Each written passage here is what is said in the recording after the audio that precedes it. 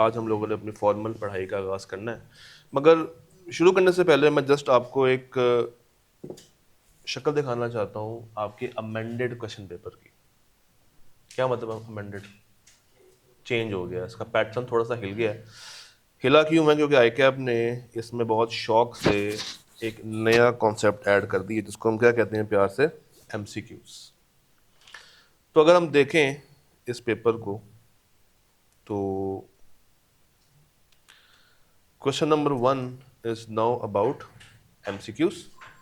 और कितने मार्क्स का है ये? काउंट करते हैं। 2 नंबर, 2 और 2 नहीं, 2 और 1 3, 3 और 1 4, 4 और 2 6, 7, 8, 10।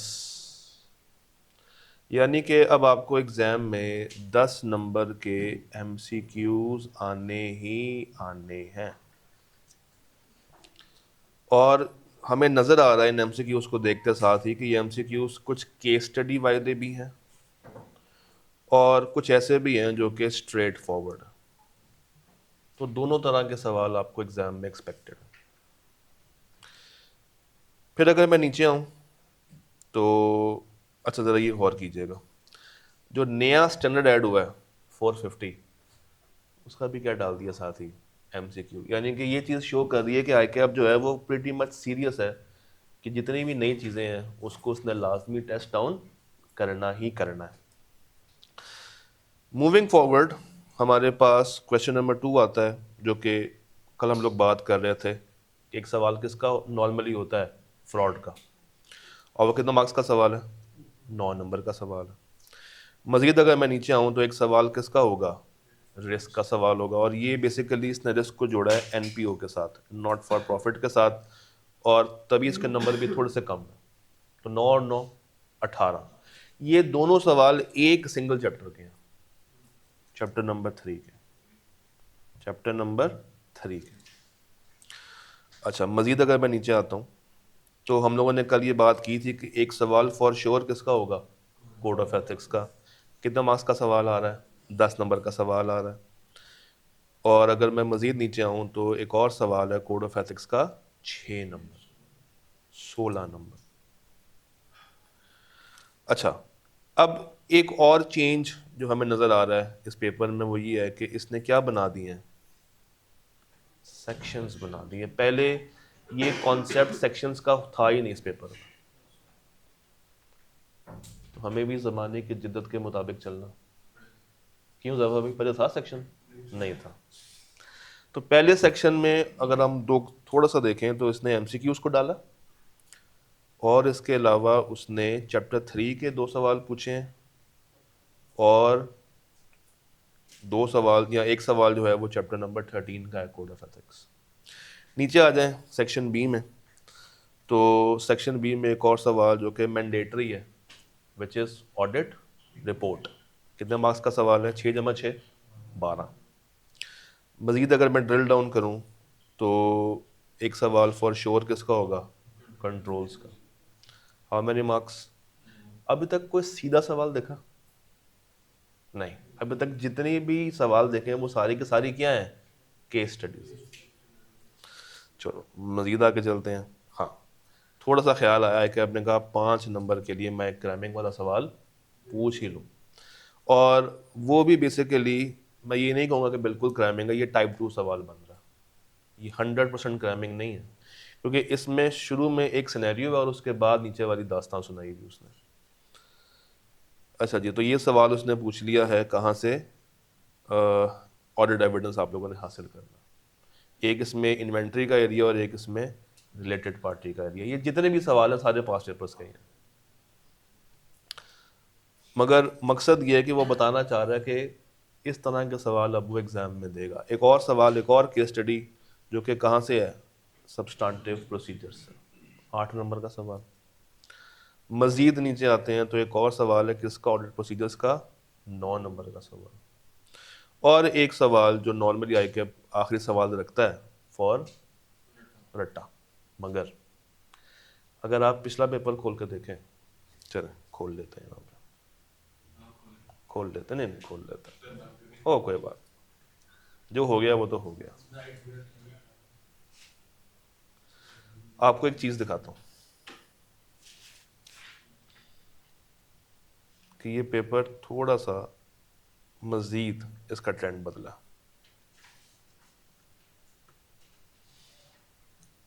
ऑटम 25 था लास्ट पेपर, खोल लेते हैं। ऑटम 25 के बिल्कुल एंड पे जाते हैं। सवाल नंबर 8 है, सवाल नंबर 8। इसका जरा मार्क्स काउंट करें। 5 जमा 3 जमा 5 जमा 3 कितने होते हैं? 16 नंबर की थेरी। और अगर मैं थोड़ा सा उसके ऊपर देखूं तो क्या कोई और थेरी का सवाल मुझे नजर आता है? हल्का फुल्का सा, हल्का फुल्का सा, हल्का फुल्का सा, कोई भी नजर नहीं आ रहा। क्वेश्चन नंबर नहीं,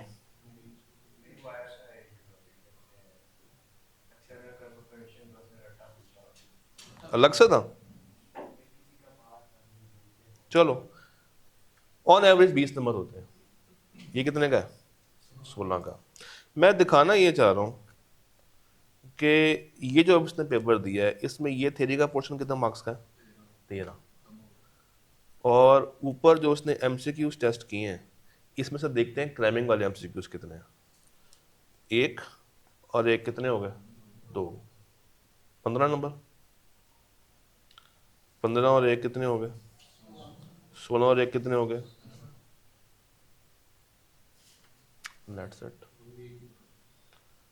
वही एवरेज है क्रैमिंग की और लॉजिक की। बस फर्क ये कर दिया कि अब सवाल एक एक्स्ट्रा बढ़ा दिया। पहले 8 सवाल होते थे, हैं इसमें भी लिखने वाले 8 ही, मगर एक एक्स्ट्रा सवाल जो डाल दिया वो किसका डाला है? एमसीक्यूज का डाल दिया। ये सेक्शंस क्यों बनाए हैं ये मेरी समझ से बाहर है, क्योंकि कोई तुक नहीं बनती। बट स्टिल जो जो चीज़ें हम लोगों ने कल बात की थी वो सारी की सारी पूछ रहा है। क्या कोड का सवाल नहीं आया? आया। क्या रिस्क का सवाल नहीं आया? आया। क्या फ्रॉड का सवाल नहीं आया? रिपोर्ट्स का सवाल नहीं आया? क्या कंट्रोल्स का सवाल नहीं आया? सब्सटेंटिव का सवाल नहीं आया? तो यही वो पेट सवाल हैं जो कि आपको हमेशा एग्जाम में नज़र आने वाले हैं।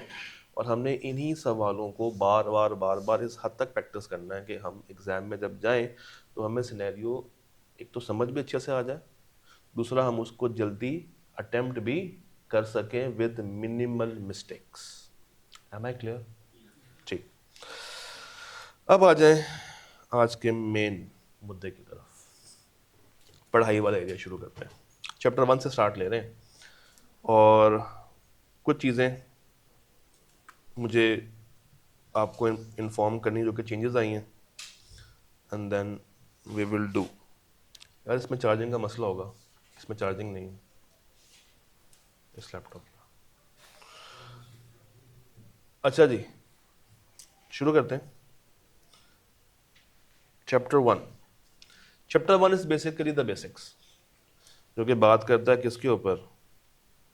वर्ड ऑडिट के ऊपर और वर्ड अश्योरेंस के ऊपर। अब टेक्निकली ये जो वर्ड अश्योरेंस का है ये उसने कहाँ पे क्लासिफाई कर दिया है?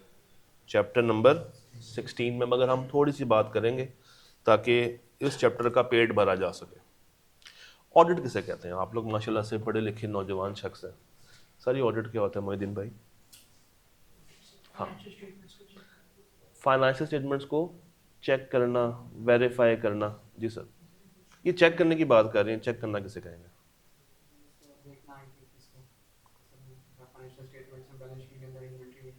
बैलेंस शीट के अंदर इन्वेंट्री की अमाउंट कितनी आ रही है, उसकी वैल्यूएशन क्या है, इन चीज़ों को चेक करना। सर मुझे ये बताए कि ऑडिट करने के लिए हमें प्री रेक्विजिट क्या चाहिए होता है? ऑडिट स्टार्ट करने के लिए एक ऐसी चीज़ है जो कि हमें आनी चाहिए, वो कौन सी चीज़ है? Exactly, knowledge of accounting standards. अगर हमारे पास ये नॉलेज अवेलेबल नहीं है तो हम उस चीज़ का ऑडिट कभी भी परफॉर्म नहीं कर पाएंगे। तो अगर मैं ऑडिट का एक बेसिक मतलब दूं आपको तो इसका मीनिंग क्या है? इसका मीनिंग ये है, इसका मीनिंग ये है कि ऑडिट क्या है? एक official examination of the accounts of an entity by an auditor. 3 words हैं। Number 1, it is official examination. What we mean by the term official? Official क्या है? It is always required by law. और accounts को अगर मैं एक अच्छा नाम देना चाहूँ, फाइनेंशियल स्टेटमेंट्स। एंटिटी क्या हमेशा कंपनी ही होती है? नहीं, 3 तरह की एंटिटीज होती हैं, सोल ट्रेडर, पार्टनरशिप और कंपनी। मगर किस पे ऑडिट करवाना फर्ज है? कंपनी पे फर्ज है। उसके अंदर भी कुछ वेरिएशंस है, मगर जो बाकी 2 हैं उनके ऊपर फर्ज नहीं है, मगर अगर वो करवाना चाहें तो करवा सकते हैं। और ये कौन करता है ऑडिट? एक स्पेशलिस्ट बंदा जिसके पास स्किल है, एक्सपीरियंस है ऑफ ऑडिटिंग स्टैंडर्ड्स, और उसको पता है कि अकाउंटिंग फ्रेमवर्क्स क्या कहते हैं। और वो बंदा क्या कहलाता है? ऑडिटर। वो बंदा क्या कहलाता है? ऑडिटर। अब एग्जाम में आपसे ये सवाल तो आएगा नहीं कि भाई बताएं ऑडिट किसे कहते हैं, मगर हमें for the very basic understanding ये पता होना चाहिए कि ऑडिट है क्या। अगर हमें यही नहीं पता होगा तो हम अगली बातों को भी अंडरस्टैंड नहीं कर पाएंगे। तो इसका मेन ऑब्जेक्टिव याद रखिएगा, इसका मेन ऑब्जेक्टिव ये है कि हमने क्या देनी होती है? ओपिनियन देनी होती है। किस पे ओपिनियन देनी होती है? फाइनेंशियल स्टेटमेंट्स पे। ये फाइनेंशियल स्टेटमेंट्स कौन बनाता है? मैनेजमेंट बनाती। ये काम ऑडिटर का नहीं है। तो एफएस कौन बनाएगी? मैनेजमेंट। हमें क्यों बुलाया जाएगा कि आगे क्या करो, इसका ऑडिट करो। और ये ऑडिट एक ऑफिशियल एक्टिविटी है, यानी कि it is required by law. अच्छा, हमारा मेन ऑब्जेक्टिव क्या है? टू कन्वे एन ओपिनियन कि क्या एंटिटी के financial statements are prepared according to applicable financial reporting framework. Word जो यहां पे यूज हुआ है वो क्या यूज हुआ है? एप्लीकेबल। एप्लीकेबल। एप्लीकेबल एक बड़ी टर्म है और इससे एक छोटी टर्म है एक्सेप्टेबल। 2 वर्ड्स हैं। पहला वर्ड क्या है? एप्लीकेबल, और दूसरा वर्ड क्या है? एक्सेप्टेबल। इन दोनों में फर्क है। एनीवन जो कि बता सके कि फर्क क्या है? एनीवन जो कि बता सके कि फर्क क्या है एप्लीकेबल में, हाँ, और एक्सेप्टेबल? एप्लीकेबल में ये जो अप्लाई हो रहे हैं सर, अच्छा नेशनल या नेशनल। अच्छा, एक्सेप्टेबल जो मतलब कि उनके सिवा जो भी नहीं, पहली बार ठीक की थी, एप्लीकेबल वर्ड हैं जो बाय लॉ होते हैं। ठीक है। दूसरा वर्ड एक्सेप्टेबल, वो मिनिमम वर्ड कि ये एक्सेप्टेबल है, ये उसके से। चलो मैं तुमसे पूछता हूँ, बल्कि आप सब मुझे बताएं, कितने तरह के अकाउंटिंग स्टैंडर्ड्स पूरे मुल्क में अवेलेबल है? एक तो जो बेसिक है ना, IFRS, वो तो नॉर्मली हर मुल्क का ही है, मगर कुछ ऐसे मुल्क भी हैं जो कि अपना ज़ाती अकाउंटिंग स्टैंडर्ड लेके चलते हैं। जैसे यूएस का क्या है? Gap, generally accepted accounting principle. Australia का ऑस्ट्रेलियन अकाउंटिंग स्टैंडर्ड्स उनका अपना है। इंडिया का इनका अपना है, इंडियन अकाउंटिंग स्टैंडर्ड्स। कहते वो भी IAS ही है, मगर वो इंटरनेशनल नहीं है, वो क्या है? वो इंडियन है। इसी तरह आयरलैंड का अपना है। तो ये सारे के सारे जो अकाउंटिंग फ्रेमवर्क्स हैं, ये ओवरऑल वर्ल्ड में क्या है? एप्लीकेबल है, ये यूज किए जा सकते हैं। मगर पाकिस्तान में जो चीज मानी जाती, जो पाकिस्तान में कबूल की जाती, जो पाकिस्तान में एक्सेप्टेबल है, वो कौन सा है? वो IFRS। वो क्या है? IFRS। और जब हम लोग IFRS बोलते हैं तो इसमें बाय डिफॉल्ट एक चीज शामिल हो जाती है, IAS।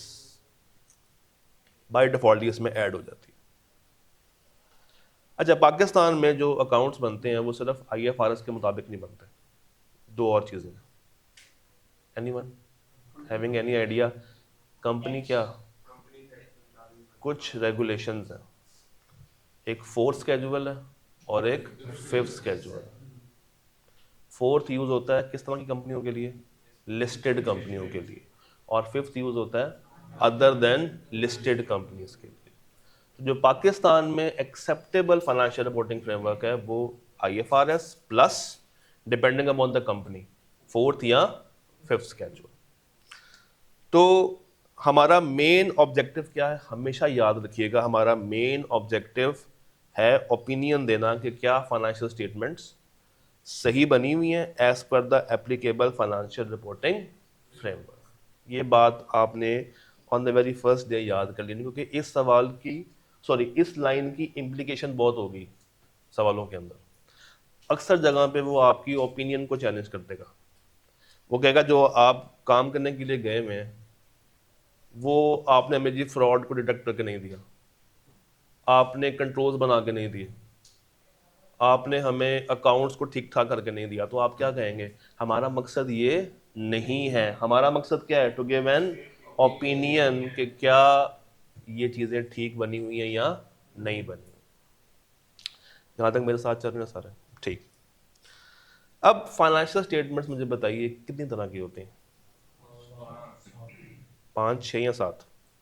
आई काउंट करते हैं। स्टेटमेंट ऑफ फाइनेंशियल पोजीशन, इसको क्या कहते हैं, बैलेंस शीट। यार साथ साथ बोलना है, इसको क्या कहते हैं, बैलेंस शीट।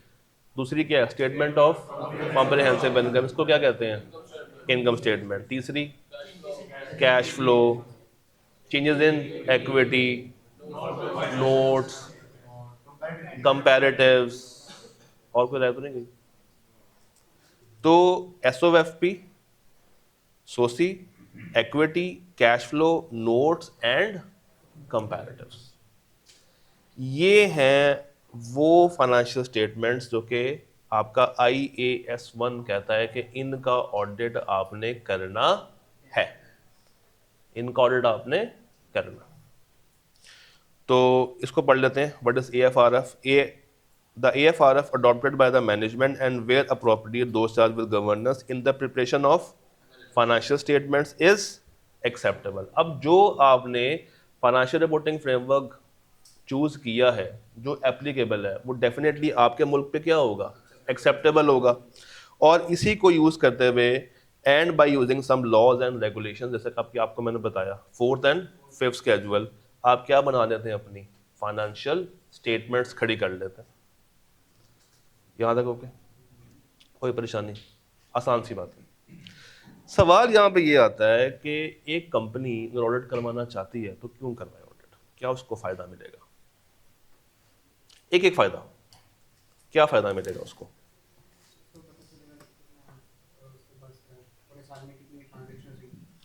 पूरे साल में कितनी ट्रांजैक्शंस हो रही हैं इसका आइडिया हो जाएगा, और वो ट्रांजैक्शंस ठीक है या नहीं ये भी आइडिया हो जाएगा। जी सर, फायदा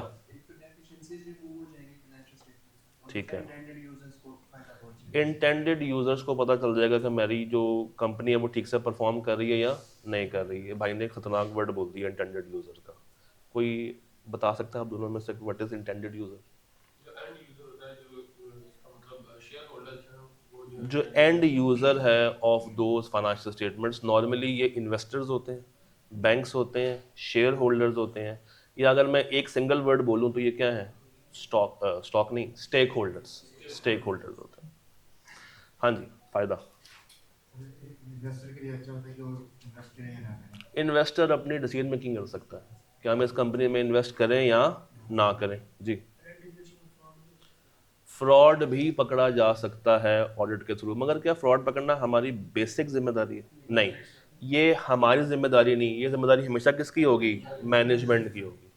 हमारा काम क्या है, अभी आपको बताया था, टू गिव एन ओपिनियन कि financial statements as per the applicable financial reporting framework ठीक बनी है या नहीं बनी। और कोई फायदा सर? कंपनी जो है वो चीज़ों को सही से फॉलो कर रही है नहीं कर रही, ठीक है जी। मैनेजमेंट की जो ड्यूटीज़ हैं वो 2 तरह की होती हैं, एक होती है स्टैट्यूटरी और एक होती है नॉन स्टैट्यूटरी। कोई फ़र्क बता सकता है? जो रिक्वायर्ड बाय लॉ होती हैं, जो उन्होंने लाजमी करनी ही करनी है, और नॉन स्टैट्यूटरी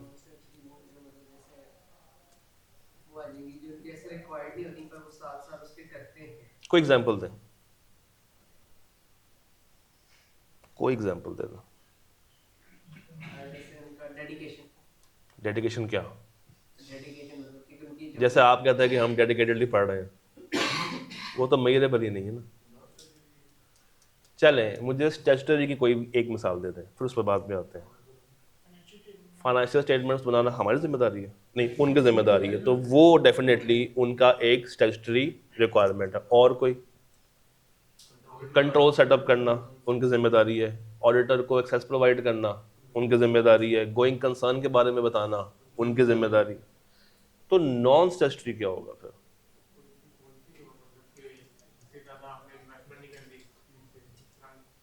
कंपनी वो चीज़ें फॉलो कर रही है या नहीं कर रही जो कि उसके ऊपर इम्पोज नहीं है। जैसे फॉर एग्जांपल, एम्प्लॉयज़ को कितने टाइम के लिए काम कराया जा रहा है?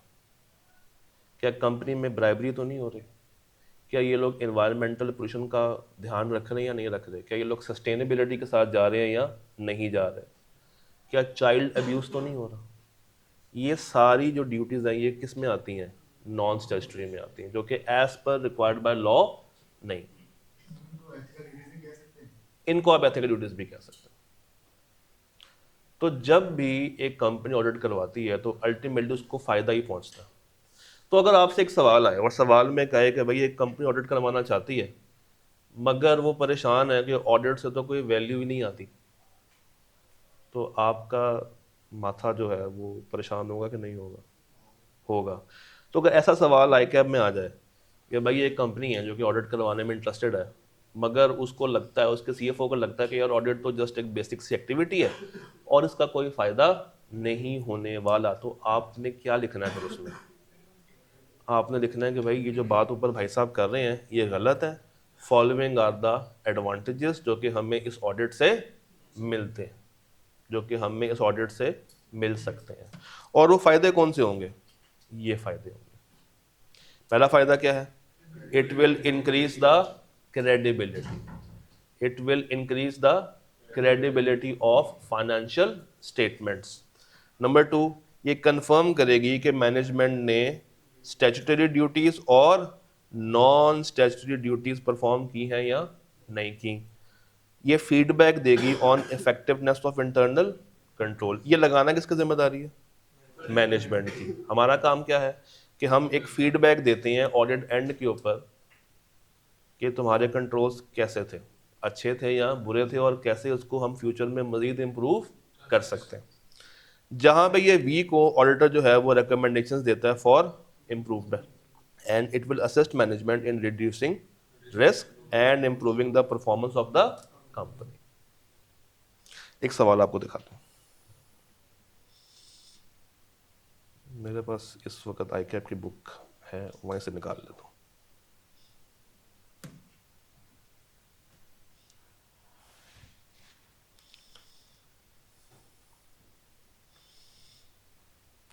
सवाल बहुत मजे का है।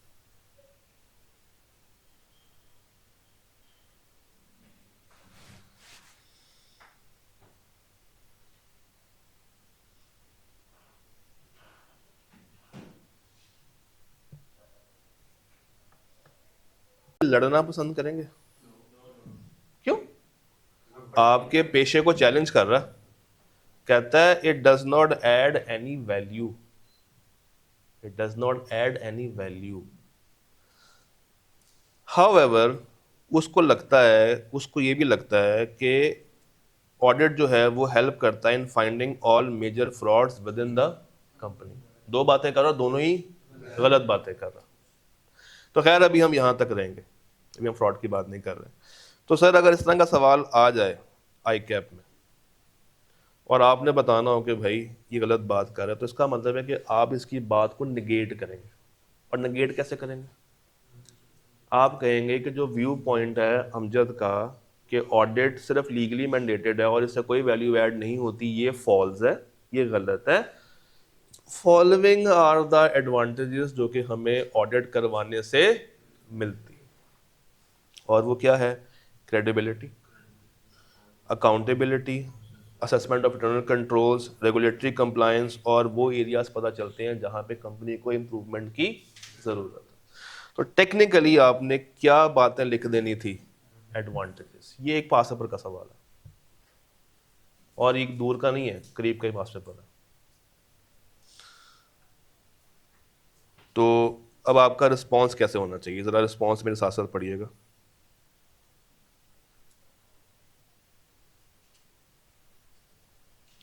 देखें, it is not correct that the statutory audit does not add value to the business.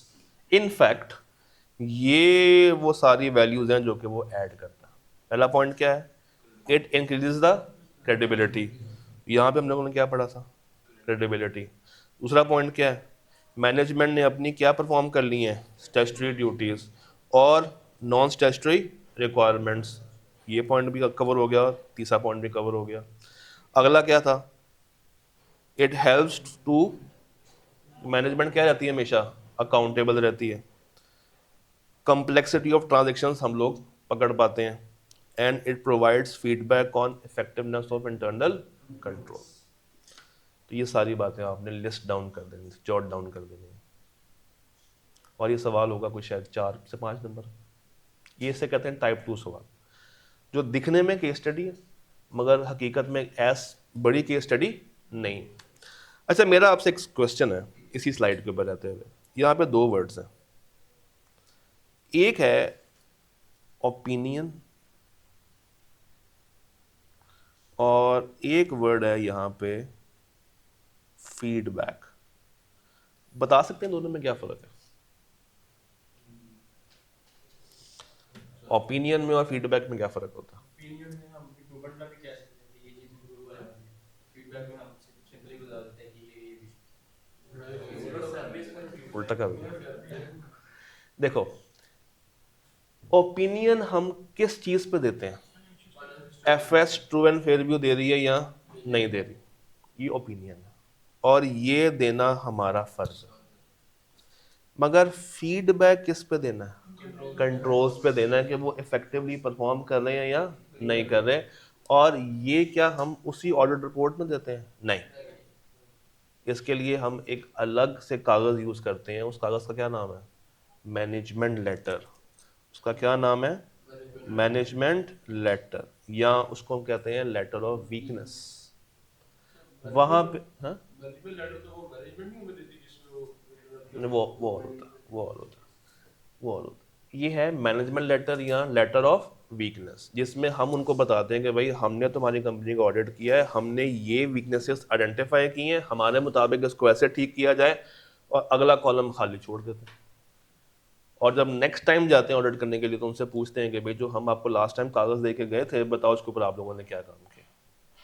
This is how the things roll down. यहाँ तक ओके? तो क्या ऑडिट करवाने के कोई नुकसान भी होता है? कोई नुकसान, कोई लिमिटेशंस? सबसे भरी लिमिटेशन क्या है? कॉस्ट। कॉस्ट कॉस्ट महंगा होता है, अखीर महंगा होता है। आप लोगों ने ATR 14 के बारे में सुना? ATR 14 नहीं सुना? चलो आपको दिखाता हूँ।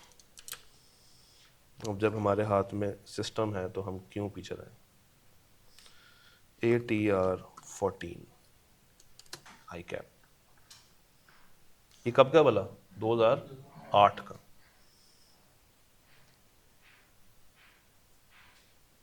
बड़ा मजे का डॉक्यूमेंट है,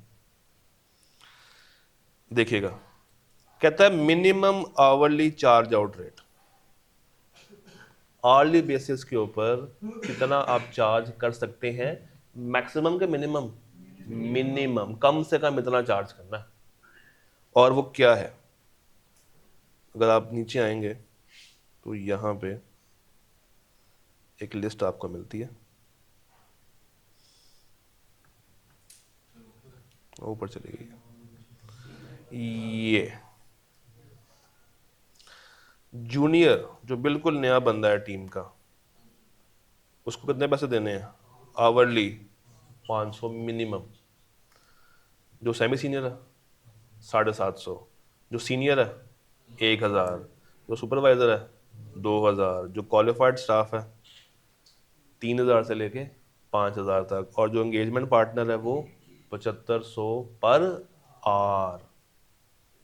इस हिसाब से बिलिंग होती है।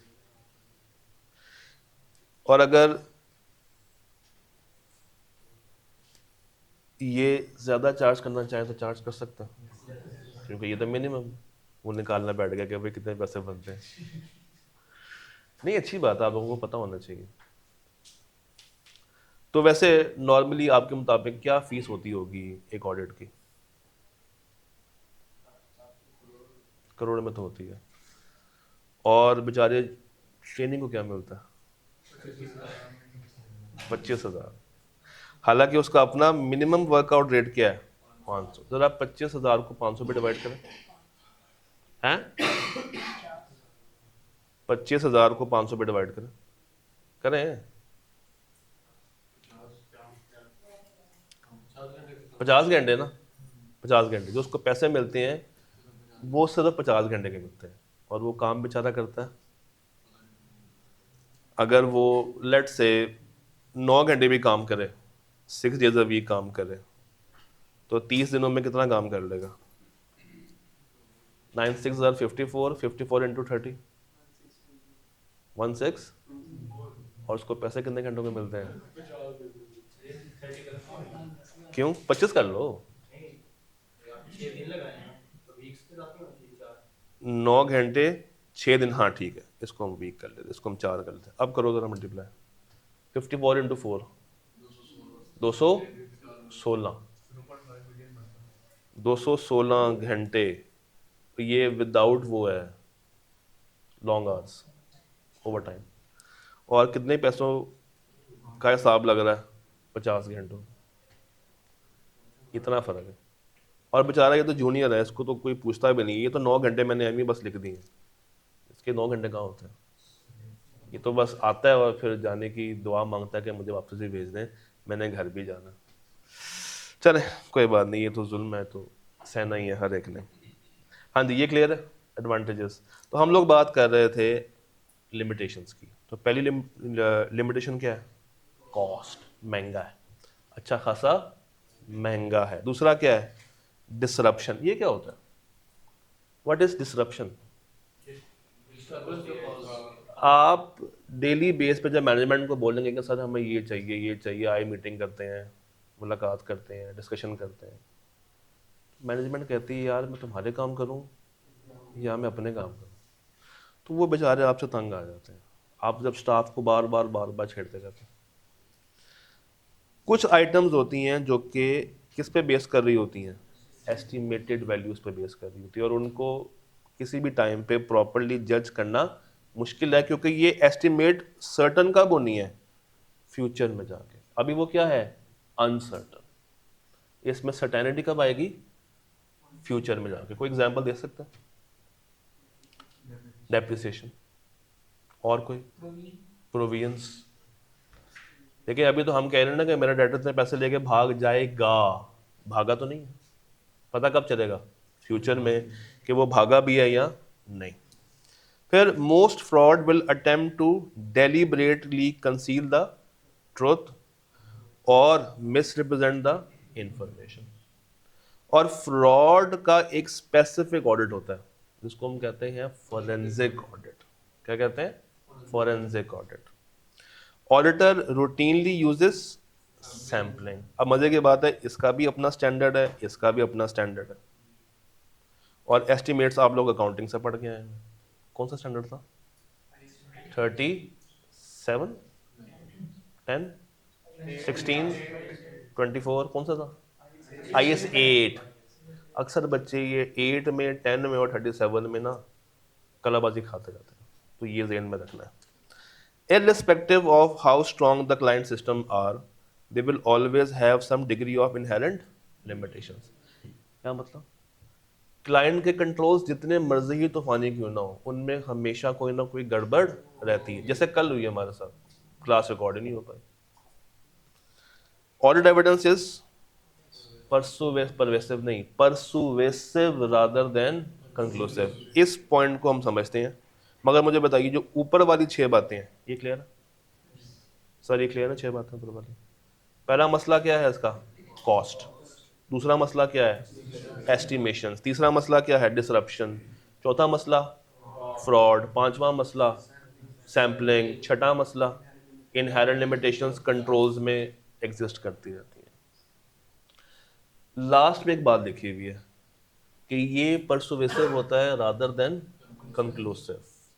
कोई एग्जांपल अगर आप लोग मुझे देना चाहें पहले इस चीज की? The difference between persuasiveness and conclusiveness. Anyone? Anyone? Sir, good morning. हाँ जी. Persuasive क्या होता है? चलो इतना बता दो बस. हाँ?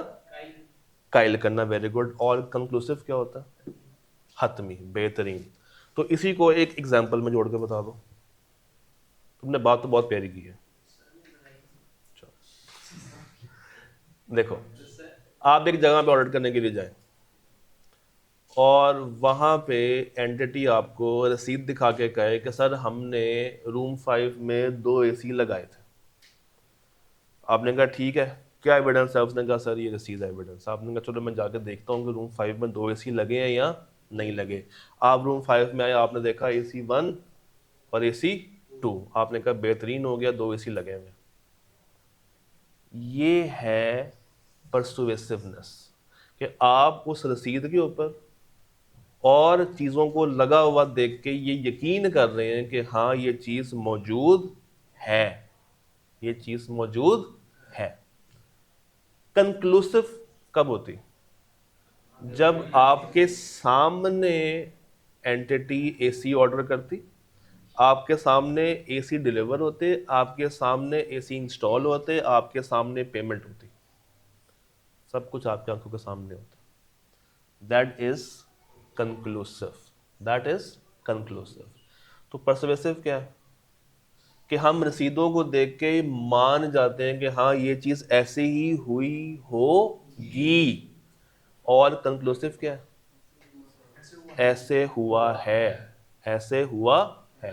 तो जब हम लोग ऑडिट करने के लिए जाते हैं, हम जाते हैं साल के शुरू में कि साल के एंड पे? साल के एंड पे. जब साल के एंड पे जाते हैं तो पूरे साल की ट्रांजैक्शंस अकर हो चुकी होती हैं. तो हमें क्या दिया जाता है? रसीदें, कागजात, वाउचर्स, जनरल्स, मीटिंग के मिनट्स. वो पढ़ के समझ के हम खुद ही खुश होते रहते हैं कि हाँ यार इन्होंने इतनी सेल की है, इतनी चीज़ें आई हैं, इतनी चीज़ें बिकी हैं. मगर कोई भी चीज़ हमारी आंखों के सामने नहीं हुई.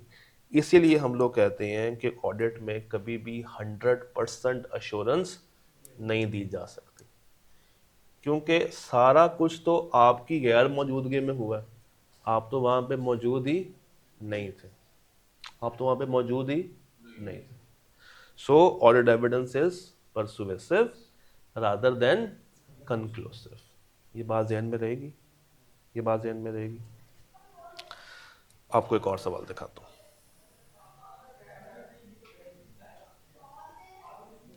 कहाँ गया? ये हाँ जी, चलें इसी सवाल का अगला पार्ट करते हैं. कहता है हाउ एवर ही बिलीव्स कि audit helps in finding all major frauds. हाँ जी, इसके बाद से मुतमिन है? इसके बाद से मुतमिन है? नहीं. तो इसको जवाब कैसे लिखेंगे? पहले आप ये बताएंगे कि हमारा स्कोप ये नहीं है. हमारा स्कोप क्या है? हमारा स्कोप है to give opinion whether the financial statements are prepared in accordance with applicable financial reporting framework. पहली लाइन तो आप उठा के ये छाप देनी है. फिर दूसरा आप बताएंगे कि फ्रॉड की जिम्मेदारी ऑडिटर की नहीं है, जिम्मेदारी किसकी है? मैनेजमेंट की है. और तीसरी बात आपने ये वाली लिख देनी है कि most fraud will include attempt to deliberately conceal the truth or misrepresent the information, therefore ये हमारा मेन काम नहीं है. आइए देखते हैं वो क्या कहता है, पढ़ते हैं. कहते हैं जी the objective of statutory audit is to express the opinion on true and fair. यही बात अभी कर रहे थे कि हमारा जो मेन ऑब्जेक्टिव है वो क्या है कि accounts true and fair view दे रहे हैं या नहीं दे रहे. Its objective is not primarily the prevention or detection of all major frauds. हमारा ये काम नहीं है. In fact ये जिम्मेदारी किसकी है? It is the prime responsibility of companies management. उनका ये रोल है, उनका ये काम है कि उन्होंने इस फ्रॉड को पकड़ना है. Further, auditor is concerned with fraud that might impact the financial statements, and it is also concerned with the risk of material fraud. वो ये ज़रूर कंसर्न रखता है कि भाई फ्रॉड अगर हो रहा है तो इसकी वजह से फाइनेंशियल स्टेटमेंट्स के ऊपर इम्पैक्ट आ सकता है, मगर इसको पकड़ना इसकी मेजर जिम्मेदारी नहीं है। तो अभी तक हम लोगों ने क्या सीखा? हम लोगों ने कहानी शुरू की कि ऑडिट क्या है। ऑडिट क्या है बताएंगे ज़रा? Official examination of accounts of an entity by an auditor. Official का वर्ड क्या था? Official means it is required by law. Accounts को अगर हम अच्छा एक्सप्लेन करना चाहिए तो क्या लफ्ज दे देंगे? Financial statements. ऑडिटर कौन है? वो बंदा जिसने आके ऑडिट परफॉर्म करना है। एफएस बनाएगा कौन? मैनेजमेंट। मैनेजमेंट का काम है एफएस बनाना, कंट्रोल्स लगाना और ऑडिटर को जगह जगह की एक्सेस प्रोवाइड करना। ठीक है, फिर हम लोगों ने बात की कि क्या ऑडिट करवाना चाहिए, तो आप लोगों ने कहा जी करवाना चाहिए। मैंने पूछा क्यों, तो आपने कहा कुछ फ़ायदे होते हैं। और वो फ़ायदे कौन से थे? क्रेडिबिलिटी आती है, स्टैट्यूटरी रिक्वायरमेंट्स फॉलो हुई हैं, नॉन स्टैट्यूटरी रिक्वायरमेंट्स फॉलो हुई हैं, फीडबैक और internal controls, complexity of transactions का पता चल जाता है। फिर मैंने आपसे पूछा कोई इसकी लिमिटेशंस भी हैं, तो आपने कहा जी सर है। और वो लिमिटेशंस क्या हैं?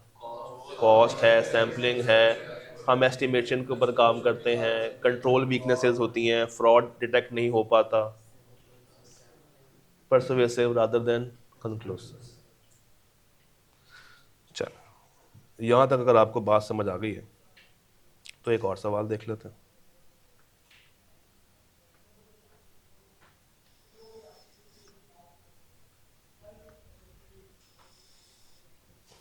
ये सवाल पढ़ें जरा, प्रैक्टिस क्वेश्चन 19। यार ये खत्म हो सकता है इसी तरीके से?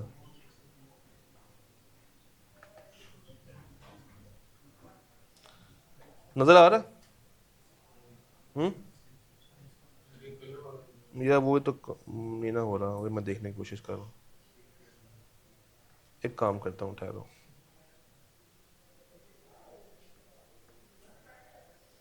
चलो मैं पढ़ देता हूँ।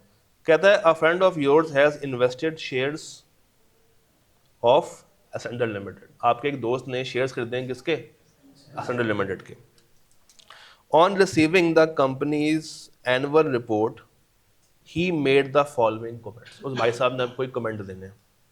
पहला comment, the auditor has expressed an unqualified opinion. अब यहाँ पे आप कहेंगे सर ये अनक्वालिफाइड क्या होता है?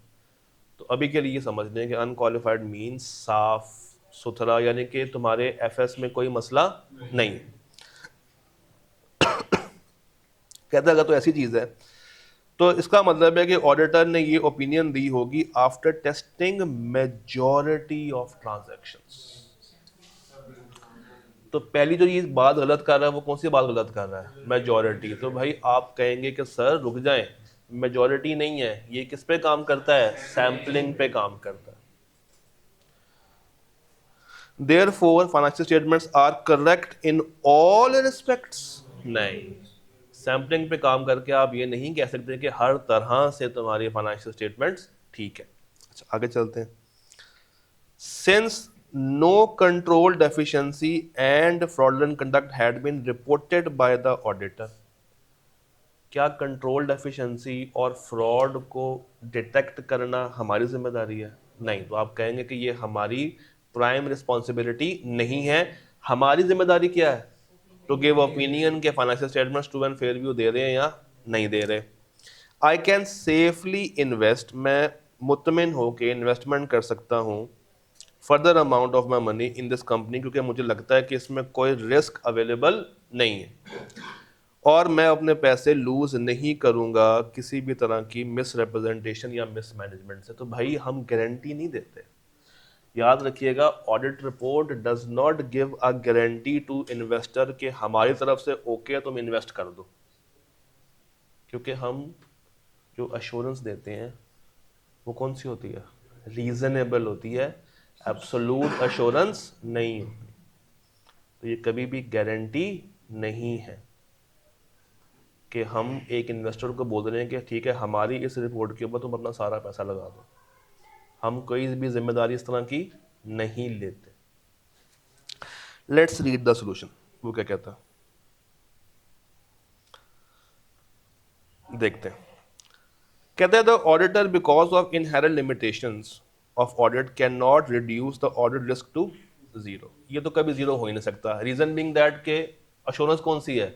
रीजनेबल, और एब्सोल्यूट हम देते ही नहीं है। Therefore auditor provides a reasonable assurance and not absolute assurance. अच्छा, मैं ये मान के चल रहा हूँ कि आपको रीजनेबल और एब्सोल्यूट का मतलब पता है, या मैं दोबारा से एक्सप्लेन कर दूं? मैं कर देता हूँ, कोई बात नहीं। कुछ बच्चे नहीं भी तो होंगे ना यार, अब आप पुराने पापी बैठे हैं तो मैं क्या कर सकता हूँ यार। फॉर एग्जाम्पल, आपके घर कुछ लोग आए हैं रिश्ता देखने के लिए। साथ जो है ना वो ब्लश करना शुरू कर दिया। क्या हुआ? उन्होंने कहा कैश क्लियर हो या ना हो, बस हमें रिश्ता दे दो, बहुत हो गई। तो आप की जान पहचान के मतलब जो लोग आए हैं वो आपके बारे में जानना चाहते हैं आपके बड़े भाई से, आपके बड़े भाई से। तो क्या आपका बड़ा भाई आपके साथ दिन के 24 घंटे रहता है?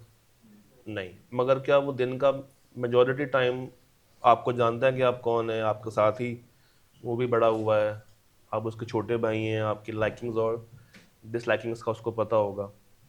तो वो जो भी बातें आपके बारे में बताएगा, क्या वो 100% ठीक होंगी? नहीं, वो 100% ठीक नहीं होंगी। भाई वो पूछते हैं कि आपका भाई सिगरेट पीता है, अब आपने कभी सिगरेट नहीं पिया उसके सामने, तो वो क्या कहेगा? नहीं।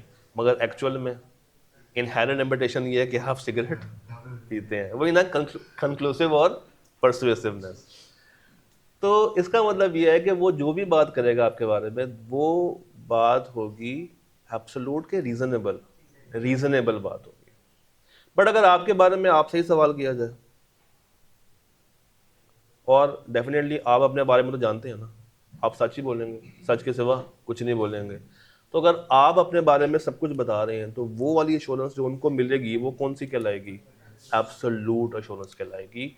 और ऑडिट में इस तरह की एश्योरेंस देना हराम है।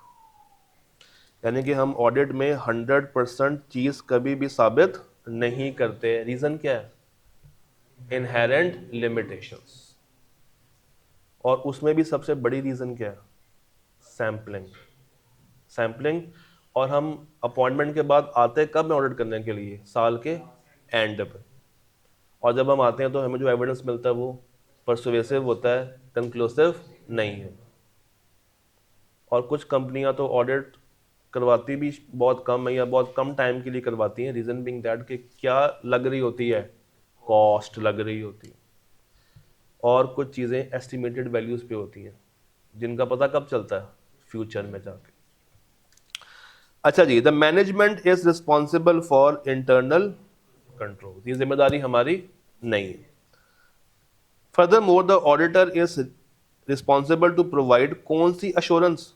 Reasonable and not absolute assurance. हम रीजनेबल देंगे और एब्सोल्यूट नहीं देंगे। हमारा ऑब्जेक्टिव क्या है? कि हमने ओपिनियन देनी है ऑन ट्रू एंड फेयरनेस, कि हमारे अकाउंट्स ठीक बने हुए हैं या नहीं बने। तो इस तरीके से ये आंसर आप प्लॉट डाउन कर सकते हैं। आज के लिए इतना ही।